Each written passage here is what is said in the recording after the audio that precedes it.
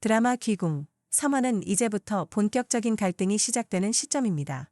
2화까지는 여리가 궁에 들어오는 과정과 그녀를 둘러싼 수상한 분위기들이 서서히 드러나는 단계였다면 3화는 이 모든 갈등이 수면 위로 떠오르면서 등장인물들의 숨겨진 감정과 진짜 목적들이 하나씩 드러나기 시작합니다. 가장 먼저 시선을 끄는 건 강철, 그러니까 윤갑의 몸 안에 있는 이무기의 변화입니다.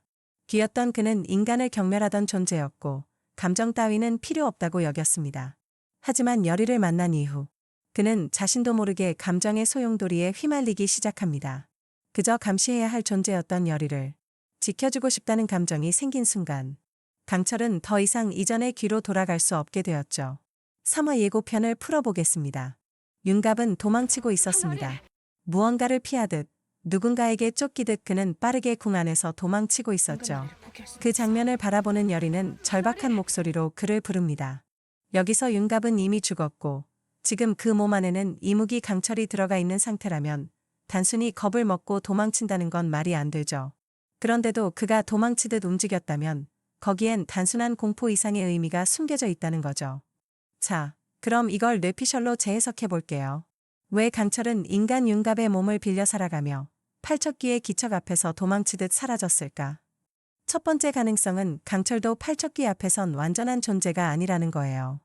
지금의 강철은 신으로서 부활한 상태가 아니라 여리에게 선택받지 못한 불완전한 신, 말하자면 육신은 있지만 권능은 제한된 상태인 거죠. 쉽게 말하면 인간 윤갑의 감정과 이무기의 힘이 공존하지만 제대로 각성하지 못했기 때문에 팔척귀와 직접 충돌은 아직 타이밍이 아니라고 강철 스스로 판단했을 수도 있습니다. 여리의 선택이 아직 없는 지금 팔척귀와 부딪혔다간 오히려 윤갑의 육신을 날려먹을 위험이 있는 거죠. 그러니까 지금은 후퇴하는 게 최선이라고 본 거죠. 팔척귀 같은 고대 귀신 존재 앞에선 여전히 불안정하단 겁니다. 전설 속 귀중 으뜸으로 수백 년 전 귀혼 의식을 통해 봉인되었던 존재입니다. 이름처럼 키가 팔척 약 240cm에 달하는 거대한 형상을 가졌고 인간의 감정과 기운을 흡수해 힘을 키우는 존재로 알려져 있습니다. 동시에 진실의 열쇠이자 원조의 상징일 가능성도 있습니다. 귀혼 의식, 왕실의 비밀, 윤갑의 죽음, 이 모든 비극은 팔척귀를 중심으로 얽혀 있는 것이죠. 다음으로 여리는 포기하지 않았습니다. 누구보다 강한 마음으로 반드시 그를 되찾겠다는 결심을 드러냅니다.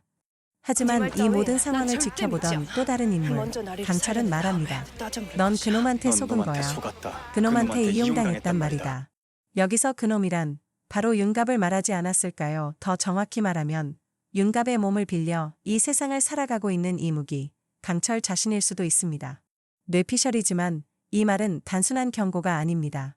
강철은 윤갑의 과거, 그리고 여리와의 관계를 꿰뚫고 있는 듯합니다. 여리는 그 말에 흔들리지 않습니다. 여리는 내 말 따윈 믿지 않아. 먼저 나리를 살려낸 다음에 그때 가서 따져 물을 거야. 여리의 대사는 단호했고 그녀의 진심은 분명했습니다. 그녀는 지금 감정에 이끌린 게 아니라 분명한 목표를 향해 움직이고 있습니다. 나리, 그 존재는 단순한 상징이 아닙니다. 여리에게는 과거의 기억이자 복수의 이유이자 이 모든 싸움을 끝낼 단서일 수도 있는 존재입니다. 이어지는 장면은 우물가에서 여리는 수살기를 향해 말을 겁니다. 널 이렇게 만든 자한테 복수하고 싶지 않아? 내가 도와줄게. 그러니까 너도 날 좀 도와줘. 여리는 이미 알고 있었습니다. 이 존재가 왜 고통받고 있는지, 누군가의 실험체가 되어버린 채 잊혀진 귀혼의 희생자가 된 그 존재에게 여리는 손을 내밉니다. 이 장면은 단순한 설득이 아니라 동맹을 제안하는 순간입니다.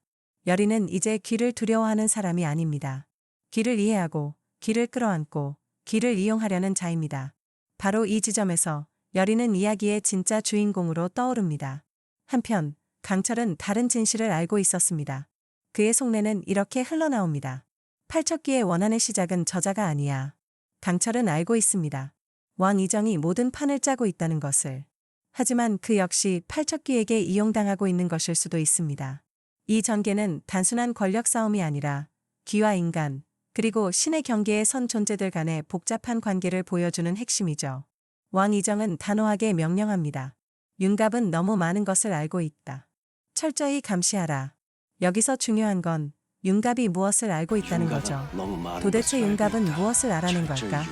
아마도 귀혼 의식의 실체, 팔척귀의 정체, 그리고 지금 이 모든 사건이 되풀이되는 이유까지 접근했을 가능성이 큽니다. 왕 이정은 그를 단순히 의심하는 게 아니라 두려워하고 있는 겁니다.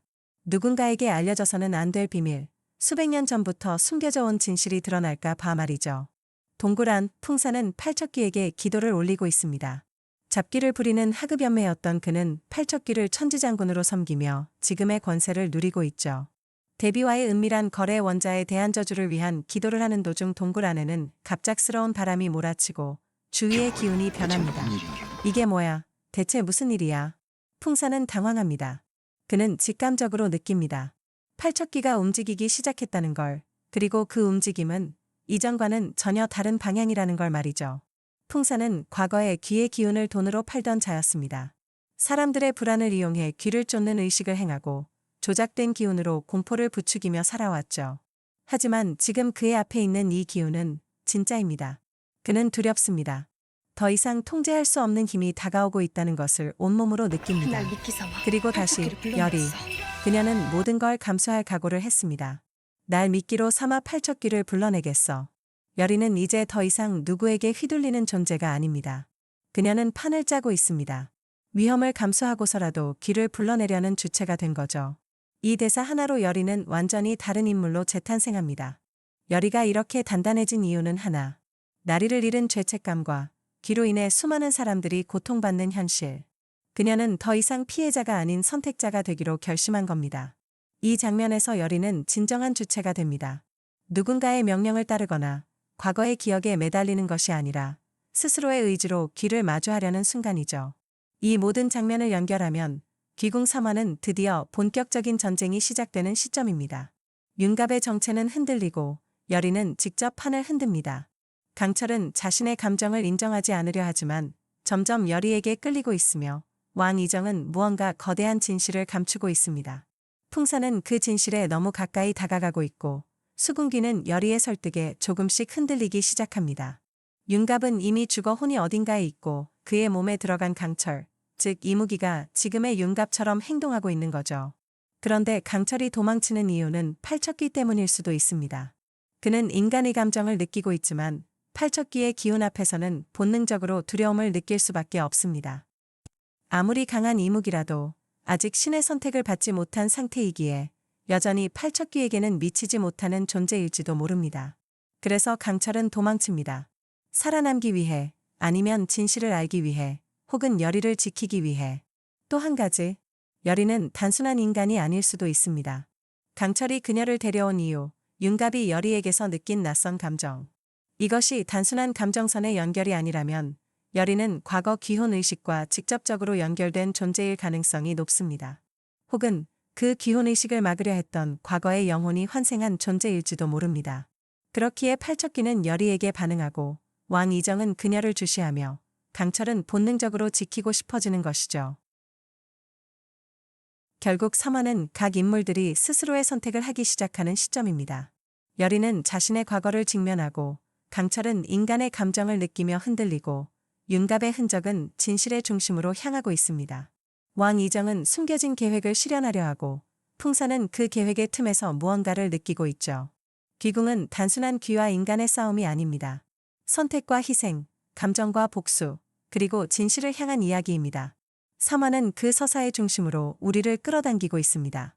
이제 모든 건 열이의 선택에 달려 있습니다. 과연 그녀는 이 판을 끝낼 수 있을까요? 그리고 강철은 진짜로 그녀를 선택할 수 있을까요?